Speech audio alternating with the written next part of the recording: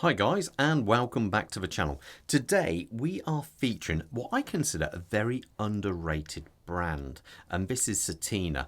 They, after all, have been around for quite a few years, over 100 years. They are, to be fair, mostly known for dive watches, and this one here is one of their chronographs.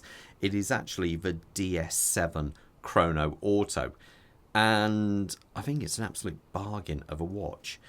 This at the moment, if you go onto First Class Watches website, this watch can be picked up, I think, for just a fraction over £1,400.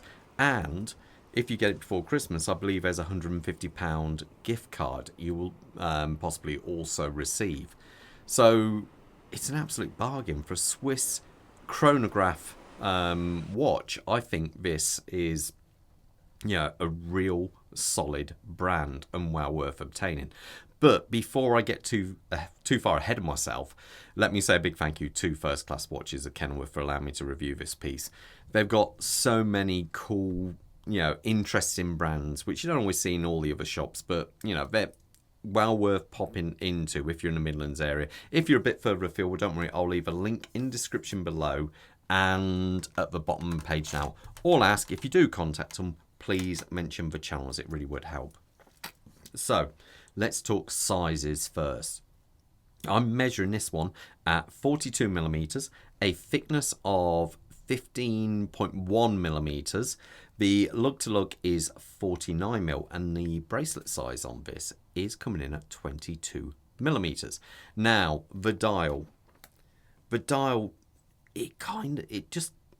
got a very solid feel about it.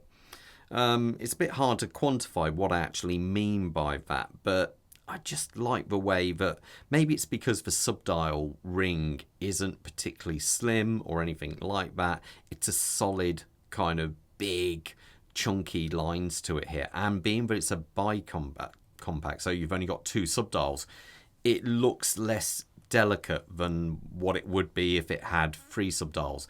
And it's because of this, the actual date down here at the 6 o'clock position kind of keeps a nice symmetry to the actual dial. So it really does work.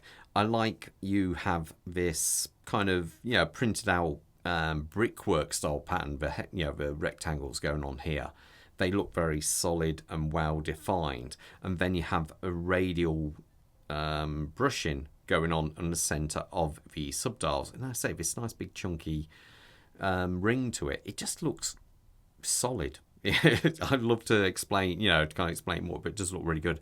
Obviously, you have applied hour markers on there. There is loom in the hands and the hour markers, albeit it's not the strongest. It is very well defined loom, but it's definitely not the strongest. But it looks great. I think it really does look really cool. Now, being that it is a chrono, let's have a listen to it. Very, very defined click to it there. Now, being that this only has two subdials, the subdial here is purely for the timekeeping of the normal watch. So this has nothing to do with the chronograph. When the second hand is running here, you have the minute counter here. So it means you can only time an elapsed period, I should say, of 30 minutes.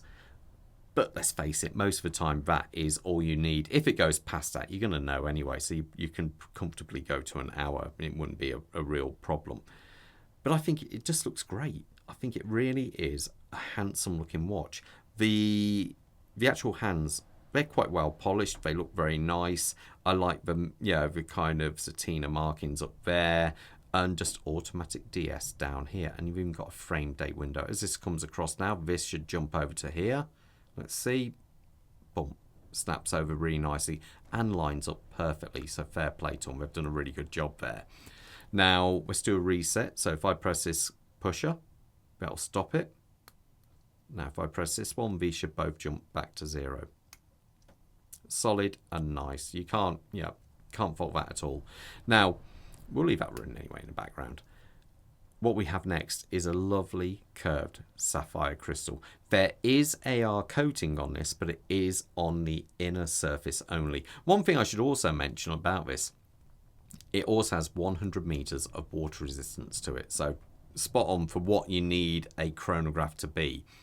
Now, as we come past, we have the bezel. Now, the bezel features what's called a tachometer, so you can actually record speeds over a set period of time, over a set period. Does anyone ever use one of these? I don't know. There's got to be some people out there who use them, but I've never used one. A pulsometer, I think, is a better use for a kind of external bezel like this. One thing I would say is as you come past this bezel, you do have this lovely black going on there. Now, at first, I thought this might be a ceramic insert there, but turns out it is just PVD coated. But it looks great nonetheless. The same on the pushes, you have the same black going on there. I think it looks really good. I should also point out that this is available in blue and green also. But I think the black is really the solid one on this. I think it really is quite cool. Now, as you look at a case, this is one of the places where they have cut corners to keep the cost down, because you have this kind of satinized finish going on here.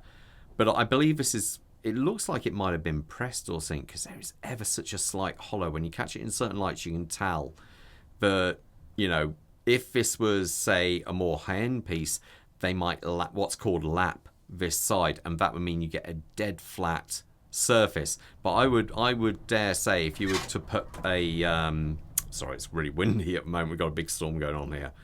If you were to put a rule across here, I reckon that could be ever so slightly hollow. Now, the eagle-eyed amongst you might notice this small pusher here, and what that does is advance the date on this. So you don't operate the date from the setting, from the actual crown. It is set across here. So one thing to be aware of. Now, as we come to this side, we have just a very nice crown. The crown itself goes straight into hand wind. There is no screw down, but as I say, you do get 100 meters.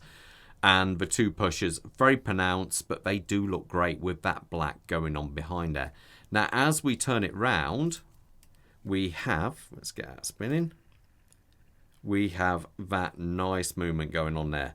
The movement is actually, I think it's A05231. Now, that basically is an ETA 7753. And I put this on the time grapher, and it was doing a sterling job. It was coming in at +4 seconds. Now, even at work, when we service a watch and we quickly place it on the time grapher, we don't say that's the end of our timing results. We'll then put it on test over a week on a slow speed rotation. And normally we always set the watches to +5, because we tend to find that if it's +5 in this position or that position, dial up, dial down, as it rotates round, because there's more resistance in these positions, it will normally come out pretty solid. So I bet this is, if you were to wear this on the wrist, would be absolutely spot on. The actual movement itself has got 68 hours of power reserve, 29 joules, and also boasts a silicone hairspring, balance spring, which when you think on a watch at this price is absolutely superb. I think it is a really good bargain. The bracelet itself, it's okay. It's perfectly adequate. You've got polishing, polish center and brushwork on there. I would say it's a little bit coarse, and that's obviously where you are going to be saving a little bit of money is on this. And it isn't, I don't believe it is, no, it's push pins coming through here. So that's another area where they have saved a little bit of money.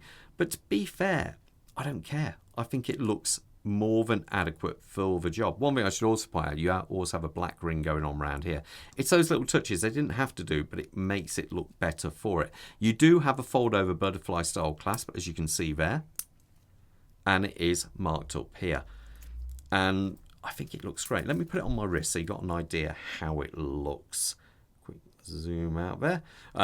Quick wrist check. I'm wearing my Rolex OP39 Great Red, and Bob has got the very cool Hamilton PRS, sorry, not PRS, PSR, I believe it is, on there, which I think is just a super good looking watch. Let's take this one off. My wrist size is 18.5 centimeters, which is 7¼ inches. Let's put this on, let's see So one thing I should point out, bracelet size, probably good for about 7.5 inch wrists. You haven't got any micro adjustment, but these links are very small, so it means you will probably be able to get quite a, you should be able to get the fit you need. And that's it on my wrist. It's got such a bold, clear dial. I think it really, for the money, for a Swiss brand automatic, it is solid. I mean, it really is a good looking, very clean watch. If your budget, if you're topping out around about a £1,500 mark, you could go. This is an absolute cracking watch. I think you could do really well. It's one of those where I just think the quality of the movement, quality of the dial, and case is excellent. Oh, it looks like it also has quick release on here. So you can actually swap these out, but it would be a little bit awkward to swap it to something different. I don't know if on the Certina website they may offer different bracelet options. I'm not sure, or straps. But the bit where it all matters, which is here, is good, really good.